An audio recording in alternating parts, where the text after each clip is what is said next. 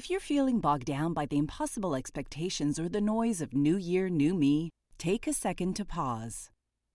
Grow Therapy gives you space to slow down, check in, and start the new year from a more grounded place. Whether it's your first time in therapy or your 50th, Grow makes it easier to find a therapist who fits you, not the other way around. They connect you with thousands of independent licensed therapists across the U.S., offering both virtual and in-person sessions, nights and weekends. You can search by what matters, like insurance, specialty, identity, or availability, and get started in as little as 2 days. And if something comes up, you can cancel up to 24 hours in advance at no cost. There are no subscriptions, no long-term commitments. You just pay per session. Grow helps you find therapy on your time. Whatever challenges you're facing, Grow Therapy is here to help.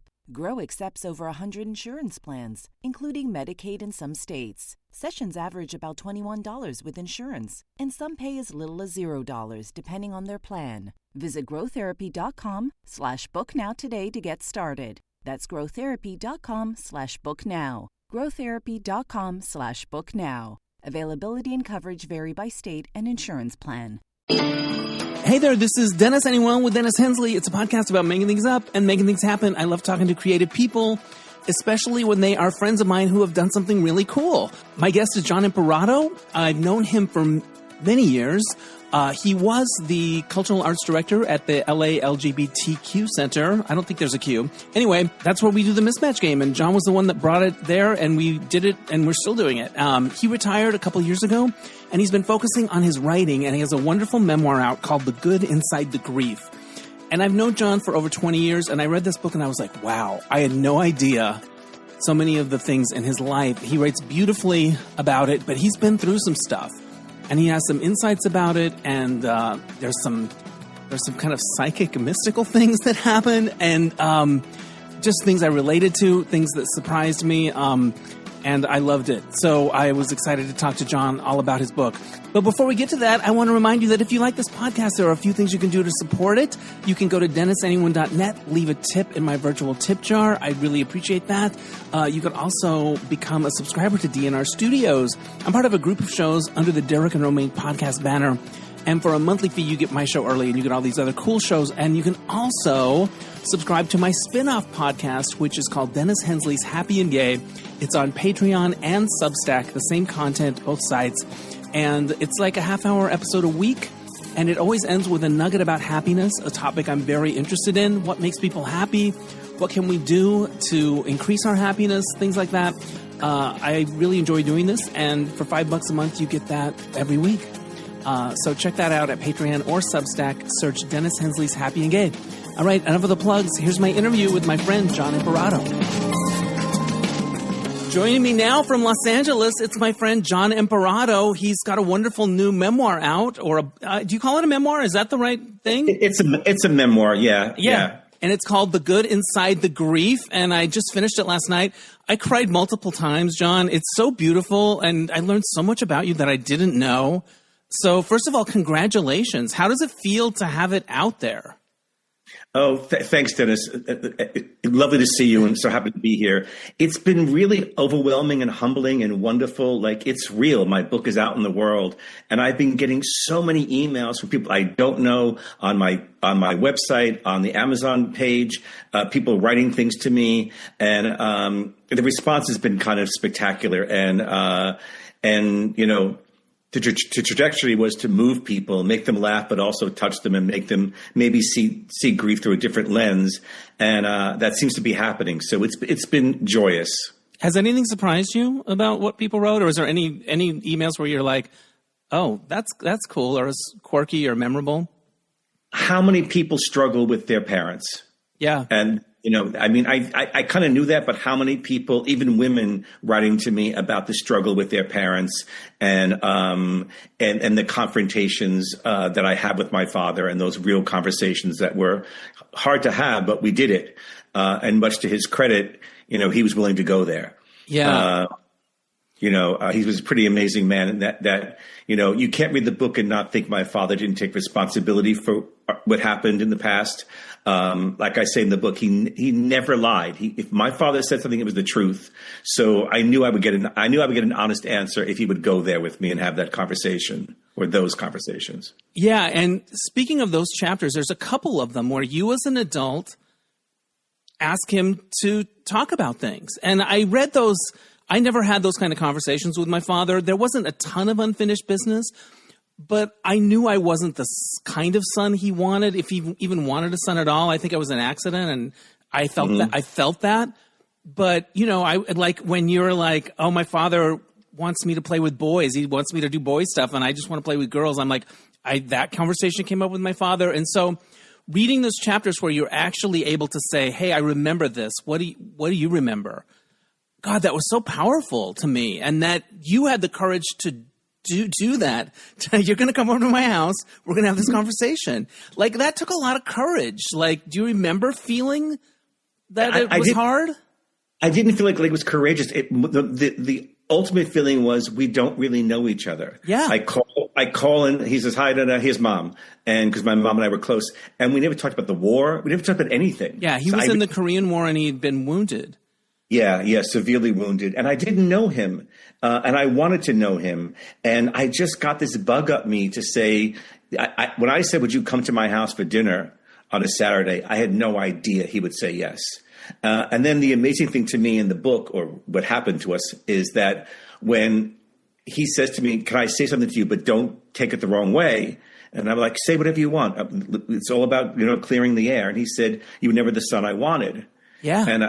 And he says, I wanted to, and when I said to him, I get that, but you were never the father that I wanted. I wanted a father who loved art and theater and go to museums and whatnot. And that had never occurred to him. In his, working class mind, he had never realized. And I remember him looking at me and going, oh, yeah, I guess it's the flip side to that record. I wasn't the father you wanted. Yeah. And we had that conversation, which was brutally honest, but I'll take honesty over anything. Yeah, no, and the way you captured his language, it felt like this working class man, like really trying to reckon with his life and what you were saying. It moved me very much. There's a podcaster that I listen to called Scott Galloway, and he was talking about his kids. And one of the advices he gave is find out what they're into and get into that. You may not be into it at all, but do that. And yeah, that feels pretty logical. But I think to our parents' generation, we were either into the hunting and fishing and whatever, the stuff, or they weren't going to talk to us about Olivia Newton-John. They just weren't, And right. And Dennis, it's interesting. My mother says it in the book. At one point, she says to me, "Oh, honey, we were working 2 jobs. We had no time to talk about our feelings, right? Like how that was and what we felt." And she was like, "There was never any time for that." And I think about my mother being a waitress and running a restaurant and working in bakeries and doing all that she did. So we had the things that we had, minimal, but we had plenty. And my father working, driving an hour each day to commute and working, getting up at 4:30 in the morning. My father came home. He had no time to discuss my day with me or what I liked. And it was just, we have a luxury now and a freedom to indulge ourselves in what we're feeling and what we're thinking and all that. But they didn't have that. And so, so to have those conversations when we're talking, we're talking 1976, 77 with my father, it was sort of not what people did. But, I just needed to know him, Yeah, I think it's beautiful. Yeah. And it made me think about my own relationship with my father. In one of the margins of one of these chapters, I wrote this question to myself: was my father happy? And what struck me about that question was that he would never even entertain that question. Like It would be the furthest thing. Happiness, fulfillment. They're not concepts that would have been on his radar. He was a breadwinner. He built a business. Like they just didn't think like that. And that's just interesting. I related to that a lot. When I traveled in Bali and I spent time with these amazing Balinese men who lived in mud huts with mud floors in this really remote village outside of Ubud in Bali, I said to them, you all seem so happy. Like, what is that about? And he said to me, we're not happy. I said, what do you mean? He goes, no, in this village, he said, Eric can't pay his taxes, his land tax right now. So we all pay for it in the village, 200 people in the village. His kids eat at my house. We help each other. So we always have a place to live, mud house with mud floors. We always help each other if someone doesn't have the money. And we have our health.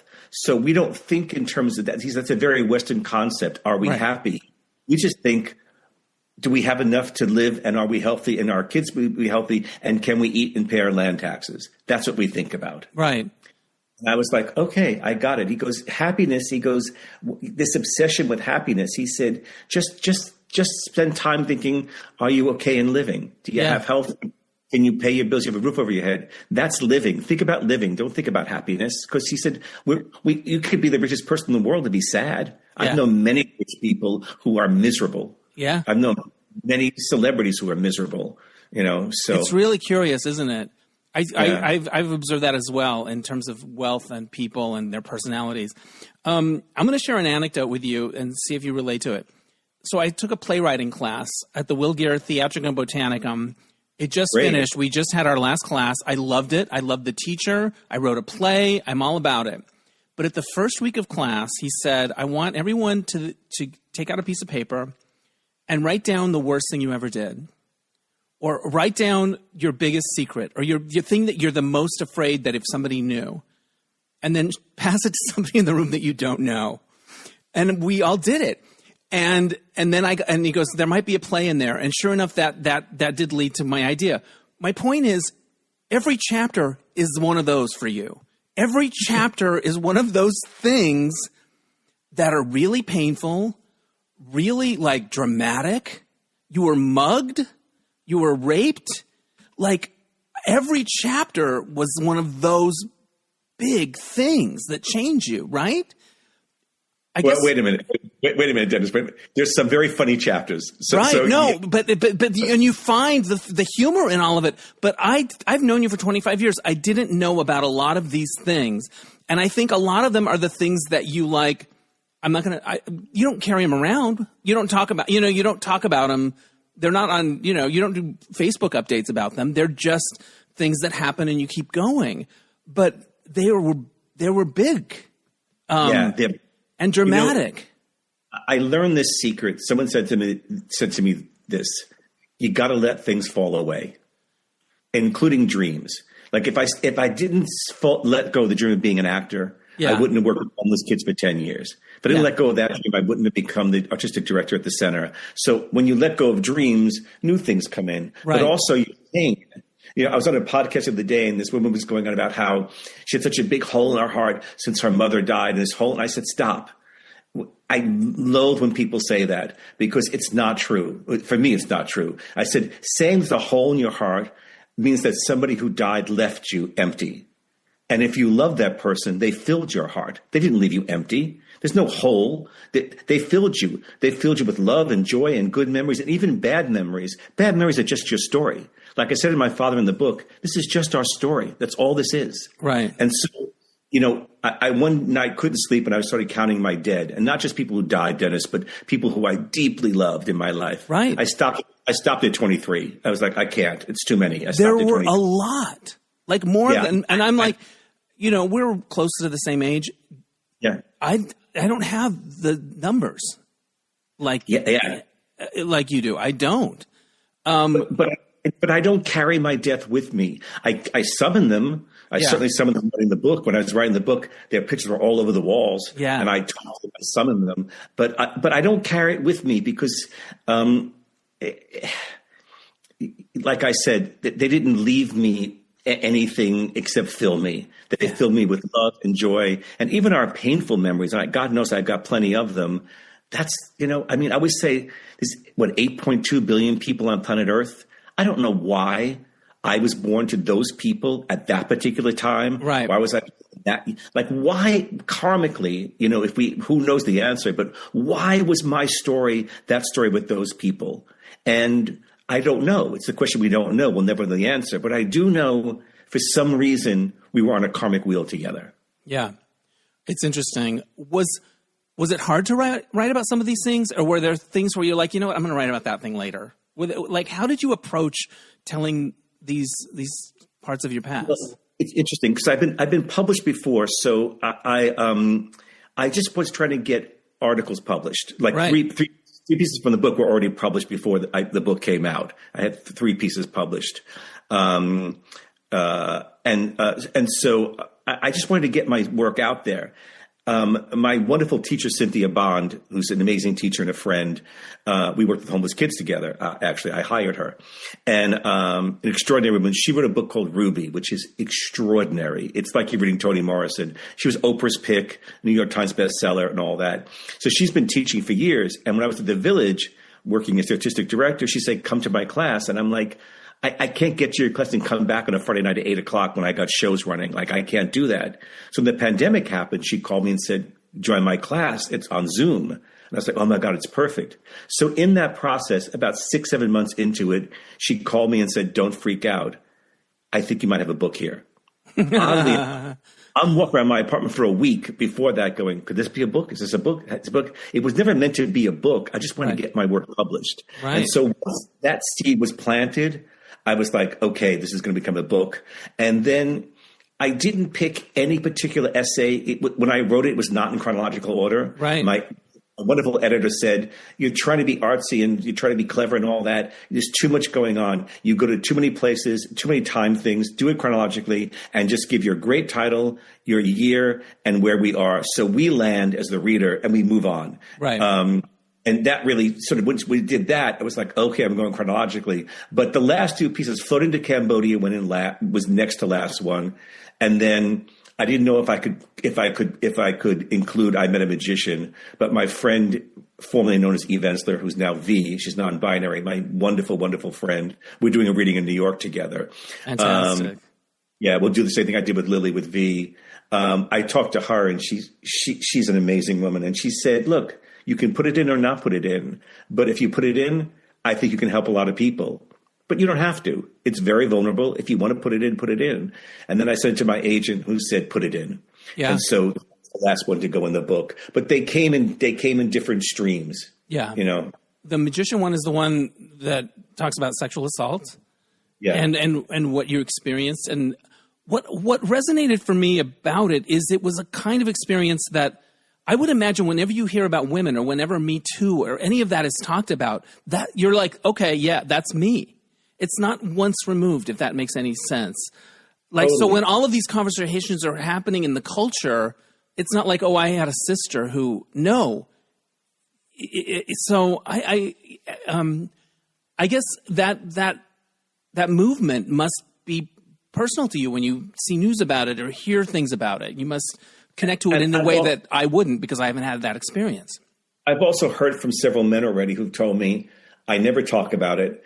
People don't associate male rape at all, right. Or gay rape, or you think somehow you caused it, or you were high and you were fucked up and that's right. Why it happened to you and all this. So, you know, if I've helped one person, it sounds like a cliche, but it's true, great. But also as I was writing the book, I kept thinking, I've got to write my truth. Yeah. And if I'm going chronologically, that was a significant experience in my life. Yes. Right. And I can't keep it out because it's also part of that piece it's like my love letter to New York. It's, you know, all about the Antonio Hotel and just my little homage to New York. You were in acting classes. You were like living the dream, right?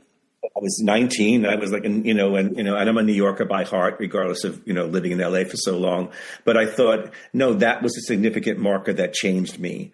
So that's how it ended up in the book. But the response from some men have been, I had just had lunch before this with a friend of mine who wanted to meet me, who loved the book and wrote me this long, not a friend, someone I worked with who I haven't really sat down with in about 10 years, right. You know, which acquaintances, who said, I'd love to meet with you and talk about your book because it blew my mind. And then when we were talking, I knew it was going to come up, was going to be, by the way, I had this experience. Yeah. And we talked, and people need to talk about it. And it was probably helpful to him to not feel so alone. Absolutely. Yeah, absolutely. Yeah, 100%. But you had a serious boyfriend quite young. James. Yeah. James, yeah. I was with James on and off because we broke up because we were so, you know, we were young. He was 10 years older than I was, which was very sexy. But we were together for almost 20 years on and off. We had breakups with other men came in, I had other lovers. But, the No Ricky Ricardo, one of my favorite chapters in the book. Right, the story about Anthony. Yeah, that's not about James. That's about Anthony. Right. Who's really Michael, by the way. Yeah. But also, there's a little bit of Charlie and Ed. I didn't want to write an article, a chapter about 3 men dying of AIDS. It was too much. Right. Because I knew the was going to go in there. So it's Michael, but there's a little bit of Ed and a little bit of Charlie in there as well. I just sort of molded them together a little bit. Right. You had 3 lovers who you lost to AIDS. I had 3 lovers that I lost to AIDS. Almost like Bing Bang Boom. Right. Yeah. And the one that you depict as Anthony in the book, you're falling in love with them, but you make a decision not to be physical lovers. Did it help? Did it help it make it easier, or was it just kind of like, did that decision help the pain be a little bit less when you did lose them? Yeah, I mean, he was the one who said, I'm going to propose to you. I want you to be my sexless lover. Yeah. Because Michael was always so funny, or that's Anthony. Yeah, because, having lost a lover prior to that, I was scared to death, and I was not going to get them. Now, was he beautiful and sexy, and did I want to make love to him? Yes. Yeah. But I'm like, okay, this is what this is going to be. And he was clever enough to say, I want you in my life. We're going to draw this line. He didn't want to cross it. I didn't want to cross it. And so we were able to navigate being sexless lovers. I mean, I love when he called me that. That was like, the right way to define what this was going to be. Yeah. And you sensed that it was his last Christmas, and you decided you're going to go see Godfather 3. So whenever I think of that movie now, I'm going to think of that. And you didn't even make it through the movie because people were already turning on it. I don't know how it happened. It was first week was at noon, but the word out was terrible, and people were throwing popcorn, calling Al Pacino a faggot. Like they were going nuts. And Michael lived for Diane Keaton. She lived around the corner from me, and I kind of knew her a little bit, and we bumped into each other all the time. And I talked to her about I was teaching theater and dance to deaf kids at the time, and she was about to do Goodbar, looking Mr. Goodbar, where she was teaching the deaf. So we had this little tiny, but we would say hello, but that kind of thing. But he loved Keaton, and when they started making fun of Keaton, he just blew up. And but about 50 people, we were all in the lobby going, "We want our money back." But I don't know how the word got out that now go goof on The Godfather, and the day it opened. Yeah. That's pre-social media. Exactly, Dennis. There are many parts in the book where I got emotional. A few times I had to put it down and just kind of cry. And one of them was the Elizabeth Taylor story in that chapter about Anthony, which you say, I don't know if it played out exactly like this, but I want to believe that it did. Can you talk a little bit about that? I thought it was like a movie moment, and it just kept escalating, and it made me cry.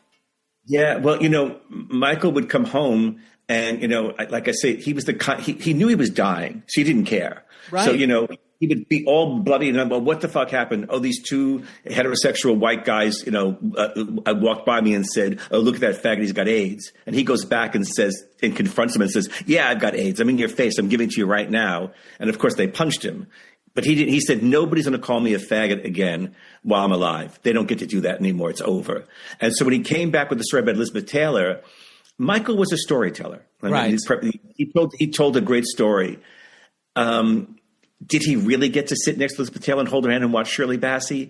The way he told me that, I believed it, but dementia had already started to come in a little bit. So I don't know. I'd love to find out if any of the waiters was that a thing, and Shirley Bassey was performing, and all the waiters were able to leave the kitchen and come on the floor and watch it.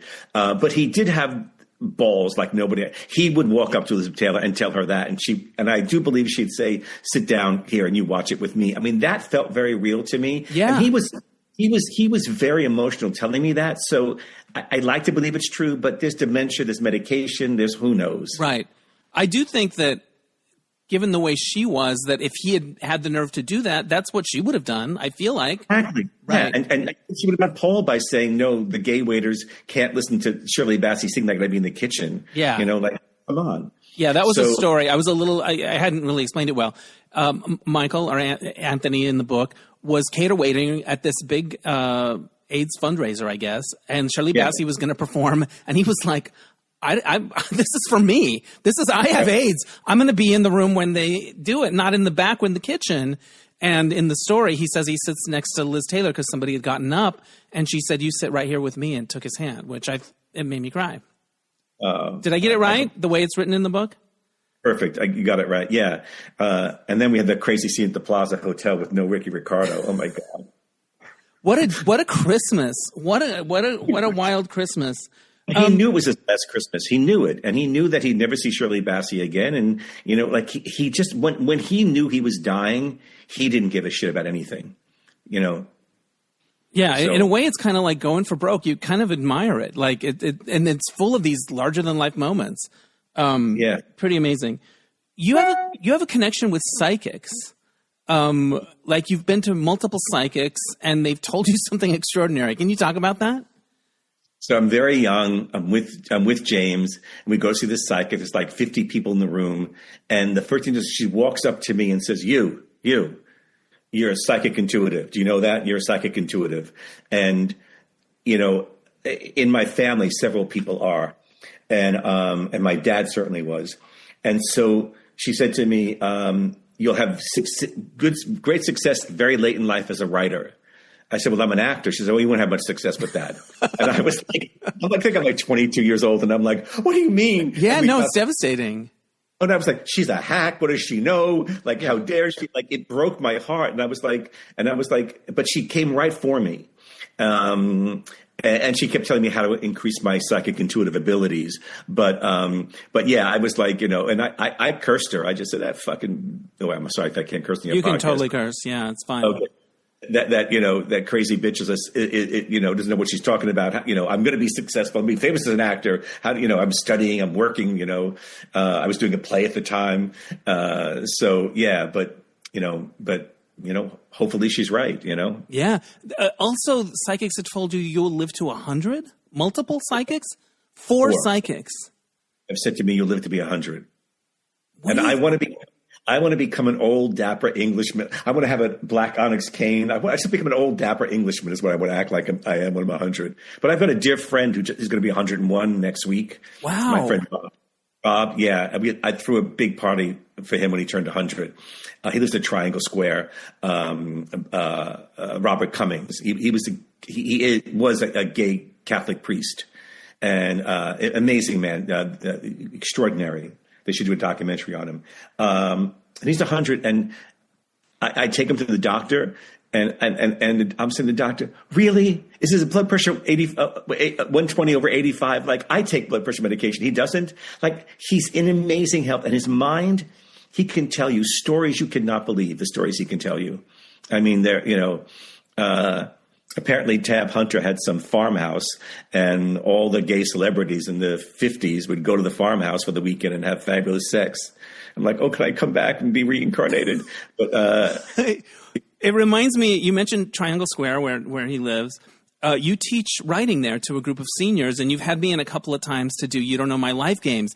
And I'm so used to when I see elder people with the gray hair and everything that they're like more like my parents' generation, which is older than that. And long story short, they have like body sex stories. And you're like, oh yeah, these are like gay guys from the 60s. Like it takes a second and they're like telling you stories about like this thing happened and I blew that guy.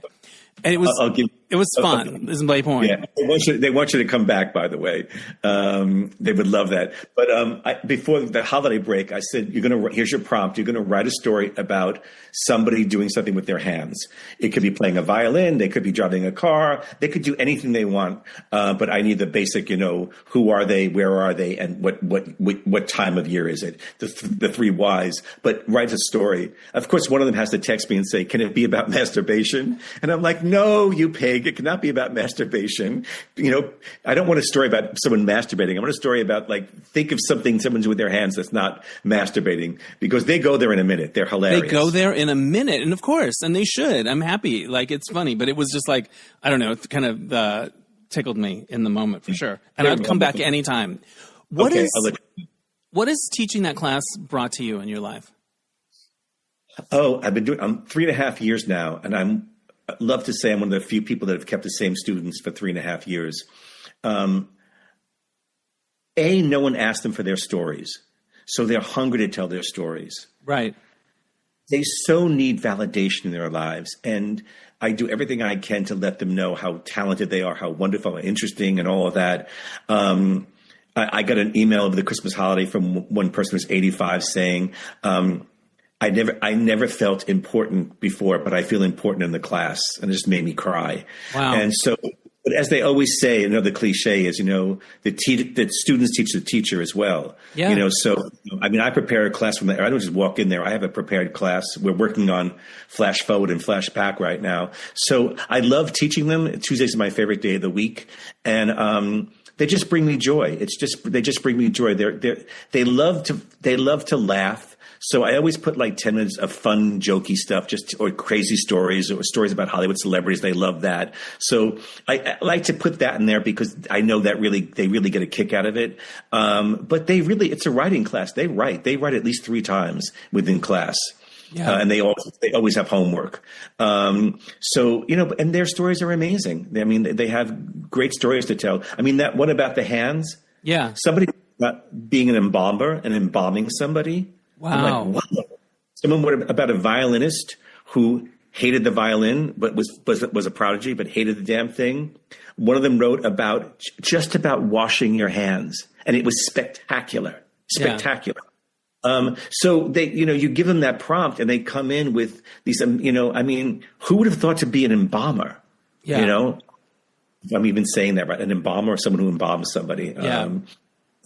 So for me, it's also, I love the discovery of what comes out of them, what they bring to it. So, in the Buddhist principle, you must give back. So I try to live that principle because I've been volunteering my whole life. So the moment I left the center, I was like, I got to do something. I've got to give back. What do I want to do? And I thought, I want to teach writing to seniors. I love it. Well, I just turned 61 a little while ago, and you're looking ahead, and people's parents are getting older, or they're passing, or they're having trouble getting around. And I'm kind of thinking, like, what kind of senior life do I want to have? Is there a certain point where you're like, you know what, maybe you could just check out at 75 or something? Like, you know what I mean? Like, what do you think about getting older? Because you have a bird's eye view now, right? A little bit of like what might be ahead, or like, I role models perhaps. Like, what do you think about it? Well, I just turned 70 in August. So the big 7-0, which is, I act and think like I'm 30 and think I'm 30. But I was listening to, on the treadmill at the gym, I was listening to Julie Louis-Dreyfus's podcast, Wiser Than Me. Yeah. Such a good podcast. She had Jane Goodall on, and I love Jane Goodall. Yeah. So she said, Jane Goodall, how did you feel turning 70? And her response was this. Oh, I rubbed my hands together and thought, what can I do for the next 30 years? I'm going to be her. Yeah. That's beautiful. Right. She done it at 93, still working. Yeah.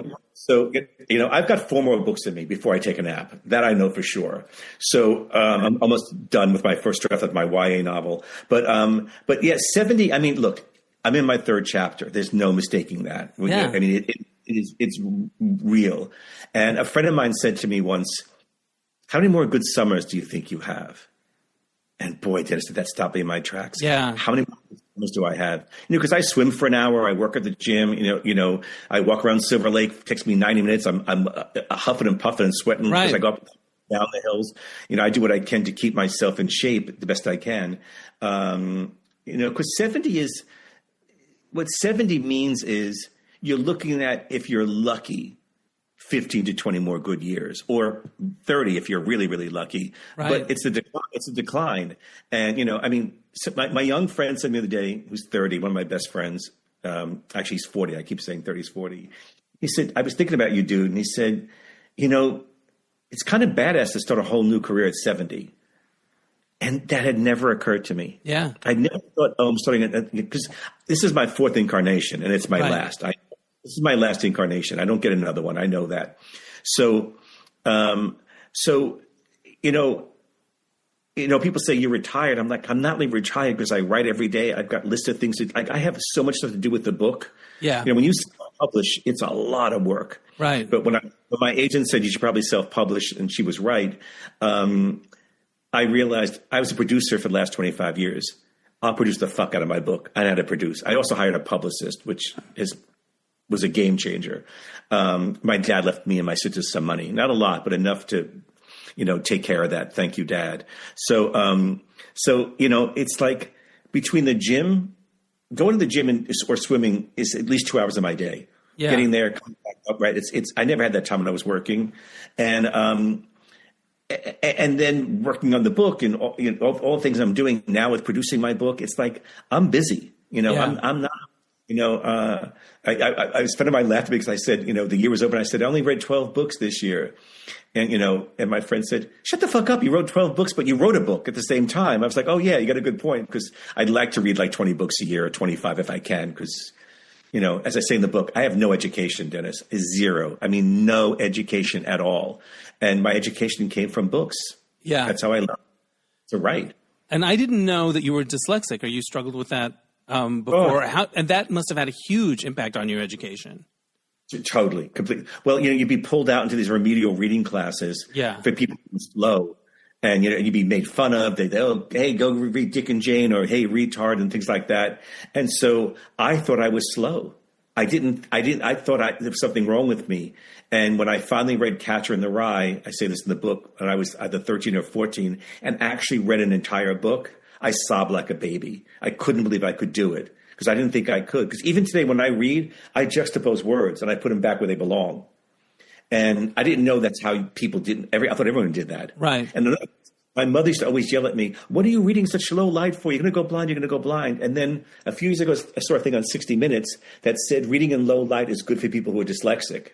And I went, oh, there it is. So, but apparently Cher and Tom Cruise and I are all in the higher upper percentage of being dyslexic, which is why you never see them at a teleprompter. They don't come out in an award show and introduce teleprompters are really hard for dyslexic people. So I'm in good company, but I found my way around it. I can't type because of dyslexia. I'm still just a 2-finger typer. I can't type. How do you write your books? Do you do it longhand or do you type? It just takes a while. I type, but I'm a big note person. Right. So on a pad, I'll write notes, and then my other process is now what I do is when I'm working on let's say I'm working on a short story, because I write a lot of short stories or chapters. I'll say I will make a list of the things that I think need to be in that chapter. It's at the bottom, and when they're in the chapter, I then delete them until they're all gone. Yeah. So I know the things that I want in that chapter. I worked with so many great playwrights when I was at the center. And, I watched a lot of playwrights say, okay, I need to change this voice, move this here, move that. And they'd have a list of things that have to, because we would get together. As an artistic director, I gave copious amounts of notes. I'm a big note taker. And I'd like to believe I am a good dramaturg. That much I know. And so you would give, like Nick Salamone, who wrote Sound of Tears and Sea Change, my favorite playwright. I would watch him do two things: take the notes, have them, and incorporate them. He also would rip pages out. That's not working. I never saw him rip pages out. So he'd say to me, if you think your writing is precious, you're going to get nowhere. Yeah. Don't hold on. And so his ability to go, I'm going, that whole scene's clunky. Do we need this? Doesn't advance the plot. Okay, out. Yeah. I would with him and the director, and we'd work as a team. That was the most fun part of my job all those years, was working with playwrights. So I learned a lot from them, and I learned a lot how to, so you don't lose it. If you think key things should be in the book or in the story, write them down. And they may not need to be in there, right, but you think they do, but usually they do. Usually those. So I do notes and then I work on the piece. Yeah. You write about your godmother, and she calls you her fearless godson at one point because you were going into the city, you were going to make your way. And I related a lot to that. And I wonder if it's a thing with gay people where we're like, this place around home isn't for me. I need to go to the other place, right? Like my life might have been different if I wasn't gay in terms of what I chose to do or being ambitious or, so that fearless godson resonated with me because you wanted to get to the city. Like you weren't afraid, right? You're ready to go. I use the word queer because I like the word queer. I feel it's all encompassing, but I think queer people often have to get out. I think we have to get out. Yeah. We're not accepted. But, I was 18. I got in a Volkswagen Bug with my best friend who was a lesbian. We didn't know she was a lesbian. I was gay. We went cross country for 3 months. When I was 19, I went all over Europe by myself for 6 months. And my family could never stop me. Now, I do have male privilege and male entitlement because my sisters couldn't do what I did. Right. I'm doing this. And they knew I was doing it. So I had the ability to just do what I wanted to do. Yeah. But even with my sabbatical, when I got my sabbatical, where I go to Cambodia and Thailand and meet Huck, I went to five developing countries over 3 months, not knowing any of the languages, not knowing anything. I'm dyslexic, the currency, but I was smart. I ended up taking little things with currencies like $1, $5, $10, $25, $50, and what they would be in a rupee or whatever it would be. And I laminated them and put them in my wallet. So when I was in these countries, I'd look at them and try to study them, so I knew how much money, because 30,000 rupiah is only $30, right? But in your head, but yeah, I've always had, I just wanted to get out, and I didn't want to live in Long Island and be in that world. Yeah, which, quite frankly, for a lot of people I know that are still there, I know so many people who live in Long Island and never go into the city. Yeah. Like going to Manhattan is like they would never do it. Right. And like you've got all that amazing theater and art and all that at your fingertips, and, it's too much of a hassle or whatever. Yeah. The traffic and not into it. The community theater out here is just like seeing Broadway. Well, no, it's not. But along... Yeah, it's just like going to Vegas and riding on a gondolier is not like being in Venice. Yeah. Along the line of My Fearless Godson, there's another moment that really made me cry in your book, where it's one of the conversations with your father, and he's defending you to somebody about he did this. And that's probably the kind of thing he wouldn't say to you, like with that passion. But when he said, well, I told your uncle this, I was a wreck, Jon, because he was like,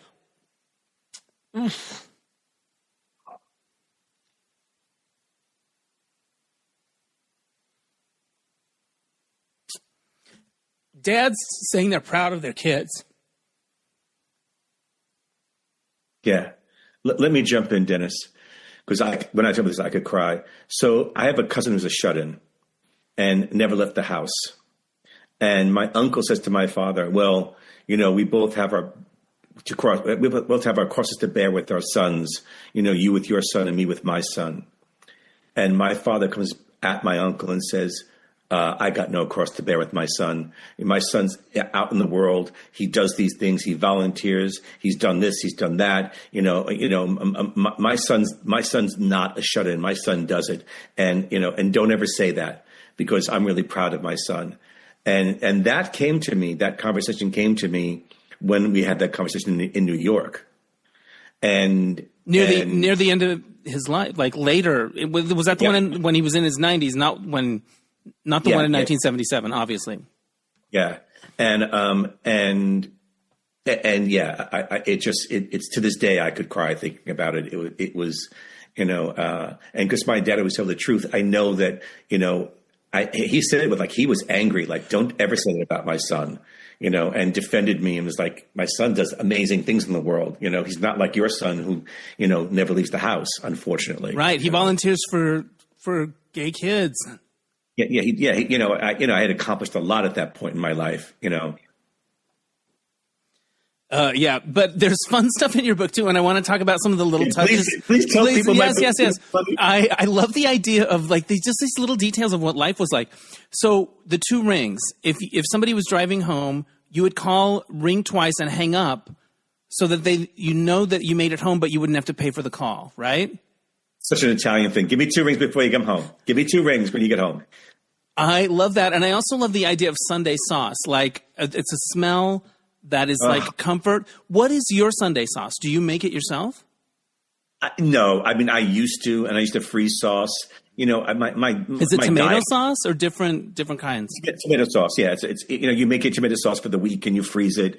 My diet's changed, as I've gotten older.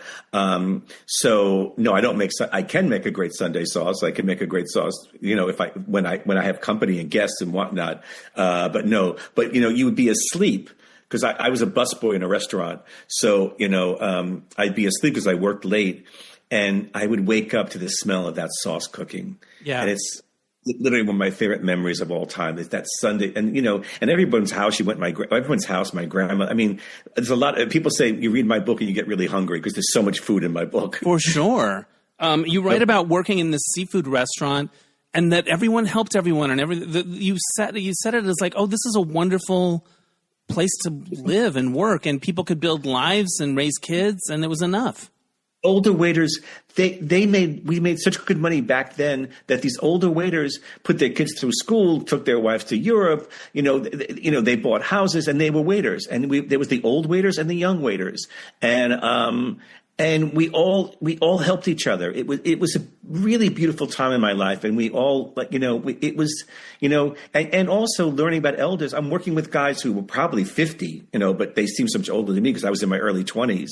But you would say, "Oh shit, that's Homer's food up there. Hey Homer, I just served table 4. They were all good. I just poured another bottle of wine. I put on your check. You're good. Oh, thank you." And we did that for each other all the time. Yeah. You write about moving to LA from New York because in New York there were too many ghosts. Even though you love New York and you'll always be a New Yorker at heart, what's it like when you go back now? It's sad because I don't have a single gay friend left in New York. Wow. All my friends in New York are lesbians, straight men, straight women. I always had a lot of straight friends. But people don't understand. You kept a calendar on your refrigerator of who's taking so-and-so to get the MRI, whose funeral is it, whose memorial, who's doing this, that's all. You were so entrenched in what you had to do to help everybody or to grieve somebody. And my friend Jeff is still in New York. I haven't seen him in years. We're more of an acquaintance, but like my good friends, only my ex is still in New York. James is in New York. He's still there. Yeah, but he's 80 now, or going to be 80. I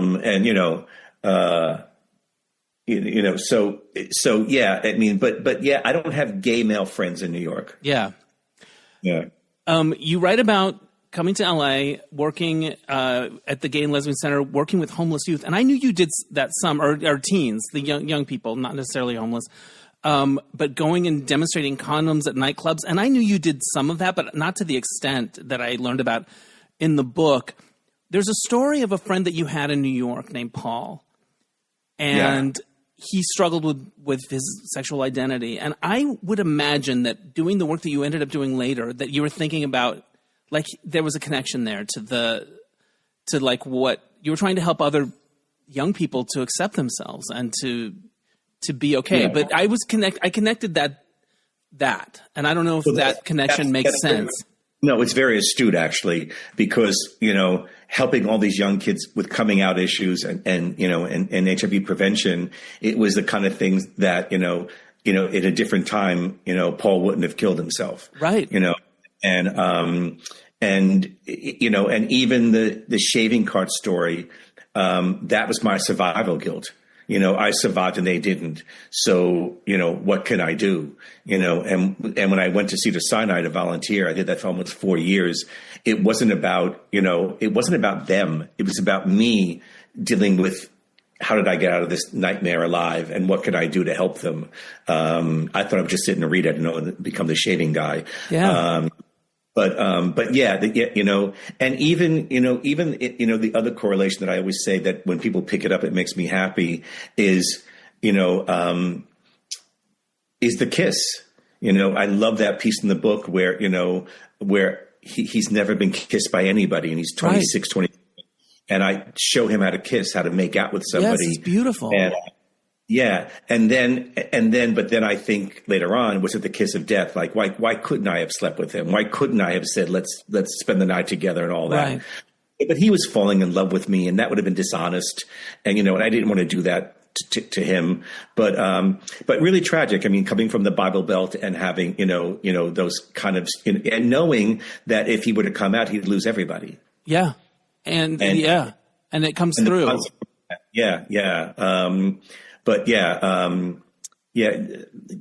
Kissing plays a part in the book for sure. Yeah. You talk about the shaving cart, which you sent me that essay long before it was part of the book. And I just remember it's kind of stayed with me ever since then. And you were volunteering at Cedar Sinai and they needed people to shave people. And you're like, I guess I'll try it. And it became your thing. Nobody wanted to do it. They were all afraid. Yeah. And I said to this wonderful woman, well, if I'm wearing gloves, like, and we know it's not an airborne virus, it's the oxygen. So like, how dangerous could it be? But I had no idea how, they all wanted to be shaved because, you get itchy and and all that. But I had, until like the third one, did I have any idea how sensual the experience was. I like to get my hair cut just because of the touching and there is a pleasure to it, right? Have a man shave you sometime, Dennis. It's really beautiful. It's a really, and it brought a lot of them back to feeling sexual. Yeah. When they were alive and sexual. Yeah. I don't want to give away too much about that story because it's beautiful, but there was something that struck me about the way you felt at the end of it. One of them asks you to go a little further than you would deem appropriate. And you leave the story feeling kind of gay shame around it. Not like, oh, that wasn't appropriate for the job, but like there was something immoral about it. And I was like, man, we carry that stuff, don't we? And like, I was struck by like, anyone reading that story would be going, you did a beautiful thing for a person. And yet. It's so funny. I've had a few straight female friends say, oh, I wouldn't have put that story in there. You went too far. Wow. And like, but also we live with a queer consciousness of sexuality and sexual freedom. But I carried around shame about that a long time. Like, did I do, when it's so funny when you said that thing about The Secret, which I thought was brilliant in your writing class. It was like, it was striking. And as I was reading this, I'm like, a lot of these stories feel of that quality, of that thing of like, I haven't talked about in 27 years about that, it had that quality. Because my teacher, who was amazing, we had to do an exercise in prompting class once about sort of similar to what you're saying. You don't have to share it, but what's something that that you carry inside that you feel shame about? Yeah, and in writing the book, I kept saying, how do I keep telling my truth? How do I keep telling my truth? What is it that I'm afraid to write? Toni Morrison says, what you're afraid to write is what you need to write. Yeah. Tell me if you relate to this, that prompt that you said, what's something you have shame about? That's really kind of what I ended up writing about and sharing it with the class and then reading pages. And it's not as thorny anymore. It's not an issue, but it's not like I went from like, I could never really talk about this with people to I'm having a reading. Do you want to come? Like it's interesting when you put something somewhere, it shifts the way you feel about it. Have you observed that? Yeah, that's really well said. And we all carry secrets. We all carry shame. I don't care who you are, and we all have things we wish we hadn't done. Right. It's so funny. I was thinking about this the other day, and I thought, it's often how often a few of the things that I've done in my life that I wish I hadn't done come into my consciousness. Yeah. And I think about it and think, oh, fuck, I can't believe I did that. That was, but the bottom line is really good people do really bad things, really dumb things, myself included. I love the line, it's human to err, E-R-R, it's human to err. It's human to be alive. Yeah. And being alive is not easy. Being alive is tough. No, I agree. Especially if you're conscious. And people can justify anything. The pedophile can justify his actions. People can justify anything, right? Right. The people working as Proud Boys in ICE can justify what they're doing. You can justify anything. People who vote for Trump justify it. We can justify anything. But if you're conscious and you did something you wish you hadn't, so people can put that away and not deal with it ever. Yeah. Just lock it. But when you stay conscious in this world, that resurfaces, and it should for a reason. Yeah. Because you're waiting, okay, that was really fucked up. I can't believe I did that. Okay, what can I learn from it? But you don't bury it. You sit with it. Yeah. Yeah. Same thing with grief. I say to people with grief, just sit with it. Just sit with the grief.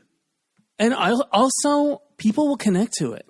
Like, I've had, especially two women, I kind of told them what they were writing about, and I could feel them leaning forward. And one of them told me something related to their own situation, their own marriage, that she'd never told anyone, but it had a sort of I think she felt safe to do it because we were really talking about real shit that we had shame around, and it was powerful. Like it felt purposeful, I guess. Well, that's the domino effect, Dennis. When you release your shame and your embarrassment, you open the door for somebody else. It is a total domino effect. Yeah. You write about somebody named Desiree, who was one of the young people that you worked with. And I don't want to give away that story. I don't want to say too much about it, but what I loved about it was you started in the courtyard of the village, which is near the Renberg, where we do the mismatch game for 20-something years. So we started, you and I. And Jon, I think when I die, I think I want to be cremated, and I think I want my ashes to go in that planter with Trias. Well, I'm going to outlive you, so I'll make sure it happens. I think I do. I've thought about that a lot. No, that's beautiful, Dennis. That's beautiful. And I say in my book on the back cover that death has been like Loki, Puck in Midsummer Night's Dream, and Coyote, because death has played tricks on me. Right, I've had death's been a trickster in my life. Yeah, different stories definitely illustrate that. Shape shifting, yeah. And I went to a writing workshop in Taos, New Mexico.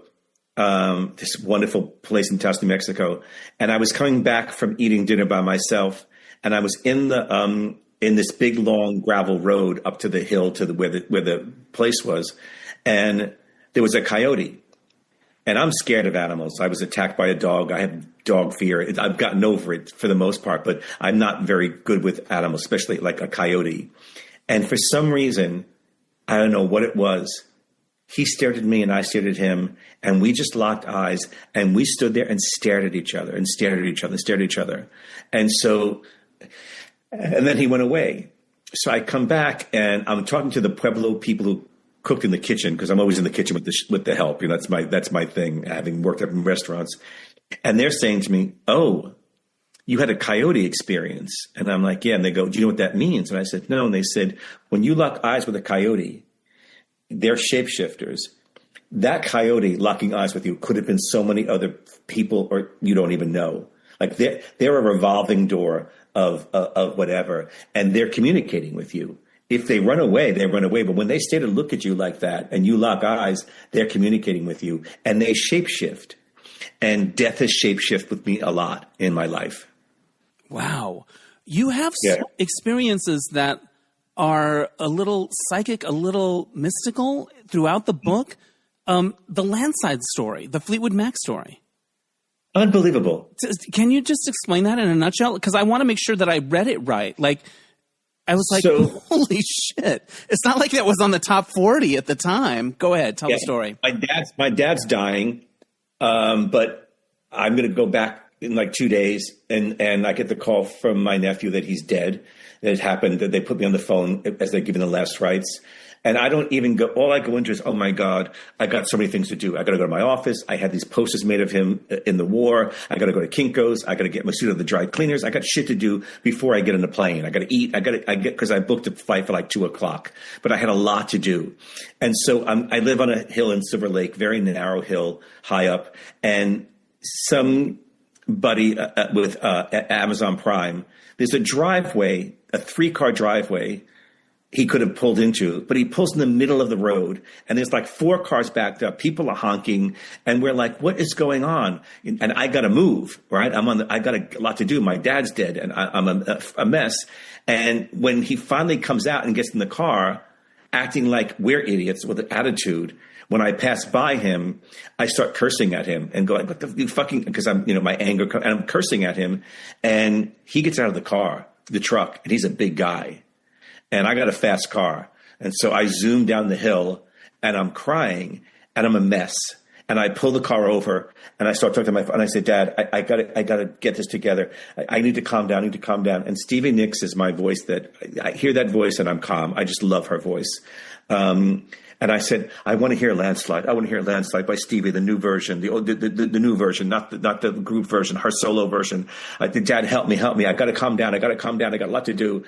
And I just took a couple of breaths, and I put the radio on, and I swear, as God is my judge, I hear those first few notes of Landslide, which I'll know anywhere. I can hear those 3 notes. and it was the second version of Landslide by Stevie. And I was on the radio, not even on a cassette in your car. Radio. Yeah, on the radio. Yeah, I play the radio a lot because I got to keep my finger on the pulse of the city. I love music, and he's playing what I'd like to know contemporary music. Yeah. I still look for it every week. I'm kind of nuts that way, but it was that version. But like literally, it wasn't like I tuned in. It was in the middle of it. It had just started with those three notes. How do you not believe in something bigger? How do you not like? What do you think about God? What happens when we die? Just there's some light questions for near the end of the interview. Oh, sure. What do you make of it all? I mean, I believe that there's an afterlife. I believe in reincarnation. I believe in all of that. I believe we're on a karmic wheel. We got to come back over and over till we get the karmic lessons. But the bottom line is we don't know. Yeah. And we're not supposed to know. What makes me crazy about religious fanatics is, one of the first things in the Bible is man shall not judge, only I. Yeah. There it is. Man shall not judge, only I. And when faith is blind, right? As I say, it's in silent prayer. Faith is blind. You believe, great. You believe in God. You believe in your Christian God or your whatever God you believe in. Great, fine, wonderful, good for you. Get you through your life. Get you through your week. Get it. I get it. But there's what? Over 2,000 religions in this world. Like people worship 2,000 different gods. You think that your God's the only God? Like then you don't know anything about religion. You don't know anything about the amount of homeless kids that were throwaways because their parents threw them away because they were queer, or many of them, the kids come up from school and their parents have moved on them. And then you look at the parents and they're telling you, until they come back to God, we don't want them. I'm like, what God are you talking about? What God would say, throw my kid out because it's not the kid you wanted? Yeah. So when it comes to religion, but I don't know. And like I say in the book to my dad, I love this. I heard Betty White speaking when she was 99. Right. And they said he was to die. She said, oh, no. She said, my mother said to me that when you die, you get to know the biggest secret in the world. If there's nothing, there's nothing. But the ultimate secret of life is what happens after you die. So you get to know the secret. How exciting is that? Yeah. And my father really loved that. And I said, hold on to that, Dad. When your time comes, you get to know the secret. So basically, look, live your life. Be as kind as you can. I'm kind to everybody. I compliment people all the time, not falsely. Oh, that's a great color on you. Whatever you can do to just make somebody feel better. The other day in the supermarket, I turned to this woman and I said, that's a jewel tone color. That burgundy looks great on you. And she was like 65, 70, like that. And she was like, oh, you just made my day. And she was like, she just was so excited that I complimented her of her sweater. And I thought, you don't know when you're lifting somebody up in the tiniest ways. So, but what happens when we go? I'll tell you one thing. I want to be able to say I did the best I could. Yeah. I was the best person I could be. And I did some really stupid things in my life, but, Yeah. But I'm supposed to. I'm on Earth and I'm alive and I've got to learn lessons and I got to do stupid things and I've got to be, you hope that you do less and less stupid things as you get older because wisdom comes into your life. Yeah. You had an event with Lily Tomlin asking you questions and you read the chapter about Eve Ensler. You read it live on stage. And Eve Ensler did the Vagina Monologues, one of the very first things you did at the Renberg when you became my first show. Your first show. And she has this quality that comes across in the story of she's always saying, don't worry, it'll be fine, it'll be fine. I've gotten more of a it'll be fine. I've become more of a it'll be fine person than a don't worry person. Where are you on that spectrum? And did that stay with you the way she was? Because she kind of just trusted that things would work out, right? Yeah, you're in vagina world. Magical things will happen. Yeah. You're in vagina, magical things. And she is magical. V is magic. She's more in the world than anybody I've ever met in my life. She'll send me an email saying, oh, honey, I'm sorry I didn't get back to you. I was in a rape camp in Bosnia. Like she's in the world doing amazing things, right? And so, but I'm a warrior and I'm a panicker. I panic and I worry and all that. That happens less and less in my life. I'm like, oh, it'll work out. We'll figure it out. It will, I got a letter from the IRS saying something like you're not entitled to any benefits and like just a scary letter. And I showed it to Jason, my publicist, and he was like, John, they're talking about a 2004 file. And that was, I got a thing saying, we think we made a mistake. You might be entitled to some extra money, a couple of $1,000s. And, it takes the government forever. So I filed it away. And it was just saying, no, you're not entitled to that. We looked into it and, no, you're not entitled to it. And he was like, look at the date, 2004. And I thought, oh, here I am panicking. Like, what does it mean? And so I still do it, but I do it a lot less. And I practice TM, Transcendental Meditation. Yeah. And that's been a key for me of just, I become a flow monster to a certain degree.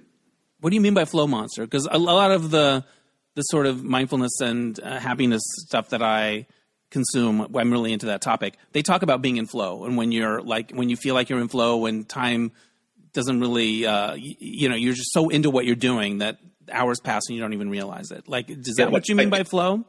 Yeah, I took down my Christmas tree. I always have a real tree and a big tree. I love Christmas. I decorate like crazy. And I'm such an anal Leo that I don't like my apartment not pristine. Like I'm the guy who can't come home and just throw his jeans on a chair. They got to be hung up. That's just the way I am. I'm a clean fanatic from the book. And I'm 70. I can't take down the tree and do everything the way I used to do. It's in shifts now. So there's so much shit in my hallway right now that would normally drive me crazy. It's like I'll either get to working on it after our thing or I won't. But like, it's like, who cares? So, a flash, something's wrong with your engine. I would be, now I'm like, all right, I'll get to the mechanic. It's going to be fine. So that kind of thing. Dennis, I want to tell you something that you will appreciate. Yes. I want to tell you how I got the title of the book, where it came from. Yes, tell me. The Good Inside the Grief. Yeah. So Derek LaSalle. Yes. Remember Derek? Yeah. Director, choreographer. Yeah. Right. He passed us away, and I knew Scott, the wonderful Scott Williams and Peter, his husband. I knew them just casually, vaguely. Right. But Scott was Derek's closest friend. And Scott called me and said, can we do this in the Renberg? I said, absolutely. And we together over about 6-8 weeks planned Derek's memorial. Right. And a lot of work. So you might have been, were you there? I was not. I was traveling, I remember. Yeah. So I'm on stage welcoming everybody. I wasn't speaking, but I welcomed everybody. I'm always the MC kind of guy. And I said, I've been thinking about this. I said, and something really cool happened. I said, I've known Scott and Peter, but through the course of planning this service, I've become friends with them, and I love these guys, and I'll be friends with them for life. And, that's the good inside the grief. And I stopped myself, and then I said a few things and introduced the next person. I ran to the booth, the booth, and I got a pen and paper. I went, the good inside, that's my title. Yeah. So, and it just hit me. I just came out of my mouth. It just hit me. And then I knew in that moment that was my title. Yeah. And so that's where it came from. Well, and Scott and Peter are old friends of mine. Scott and I would dance on cruise ships together. He was on the podcast a few weeks ago talking about his fabulous lamps and pottery passion. So, yeah. I mean, I brought it up because I know that you guys have been dear friends for decades. And I thought you'd appreciate that. I love that story. And they really stepped up for Derek too. He would come down and take it. Like, I remember when that was unfolding. I want you to read a little bit before we wrap up. But before we get there, tell everyone how they can get the book, anything you want to mention about how people can find you online or events, anything like that. So the book is on Amazon. It's on in Kindle, a hard copy and paperback copy. My website is johnimparatowriter.com. And on my website, you can post anything about the book. Also, there's 3 excerpts from the book and some other stuff. There's lots of good stuff on my website. And also, if people want to make a comment, they can go to Amazon, and there's a place where you can make write a comment about the book. If you feel so moved. We're going to go on to Ingram, which is another format, but it's a much more complicated process than I thought. So we're maybe a week away from getting on Ingram as well, if people don't want to use Amazon. And I'm in a few bookstores in LA. So, it's a process and we're growing it. So we'll get there. I love it. All right. Will you read this bit that I love? It's on page 268. Yeah, and I'm going to set this up a little bit, and you can help set it up. This is a chapter about somebody that you meet in your travels. In Bali. And you call him Huck. And it's the most unlikely friendship, maybe. Like, he's straight, young, soldier, Canada. Like, on paper, but you guys form this really deep bond. Yeah. I mean, he's one of the reasons why I wrote the book. Yeah. Because I was doing him in Bali. And just a very quick setup is I've been in 4 countries, and everybody that I've been in these Asian countries have been Hindu. So I have had no Hindu or Buddhist. So I've had no homophobia from anybody. I get to this remote island by mistake with some other people, and I find out that they're Muslim mostly, and I get homophobia. Yeah. And I feel, and having not had homophobia and getting it was like an assault. And then, the unlikely thing was I'm in my little, cabin thing, and it's behind the band, and they're playing reggae music till 4 a.m, and it's loud, and I'm mad. I want to try and write. I want to try and read, and I'm mad at the world. I'm mad at straight people. And so I think, knock it off. The Buddhist principle is I can't control what I can't control. That's my mantra. So I go to the bar to have a drink, and this beautiful, beautiful man next to me is trying to get a drink. And I shout to the bartender, "Hey, get my buddy a drink." And we start talking. He's a Canadian soldier, and we form this. If you don't believe in reincarnation, read this chapter. That's all I can say. Right. So this is about that. Yeah. This is about your friendship with him, and also what it made you think about generally. Yeah. Yeah. How we find love in friendships, how we mourn their loss, is a symbiotic cord between 2 people. Is that cord eternal? I would like to think so. It winds through time, space, and dimensions that we're not privy to. All we can ever know is what we feel. I've been told by 4 psychics that I will live to be a centenarian. I imagine myself at that age and thinking about Huck. Then the tears will flow, and the ache will return to my heart. I will sit and daydream about him showing me Canada and me showing him Los Angeles. He will play his original songs on the guitar, and I'll tell him about my new book. The moment you start to love someone, you invite pain in. Anything can happen to that person. Love and pain are the definitive pairing, the only duet, our only dance partner. I'll go back to when I was young and people told me I felt too much. When I was a teenager, someone made fun of me for feeling too much. And I finally shouted, "You feel too little." That tiny, unexpected epiphany has freed me my entire life. I was thinking about what a friend had said. I was hoping it was a lie. I've heard those lyrics my whole adult life, but now they mean something entirely different. They mean Huck. They mean Sean. I thought it was beautiful. What a beautiful note to end on, Jon. Thank you for sharing that. I lowered my level because I thought I might start crying. I'm so proud of you for this beautiful book, and it's quite an accomplishment, and it's very moving and fun and interesting. Learned so much about you I didn't know. So thank you. I love you, and I love really you too. Appreciate you on here.